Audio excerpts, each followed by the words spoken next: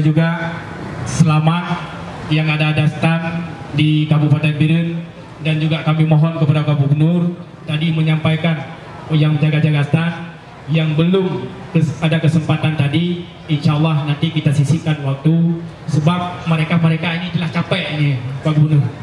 Nyaka drone nyangka kada he Pak Gubernur, kada he. Maka haji Pak Gubernur, saya mohon kalau memang nanti ada waktu, tolong kita lihat mana-mana stand yang belum kita masuk, supaya saya kasih pantun untuk Bapak Ibu sekalian.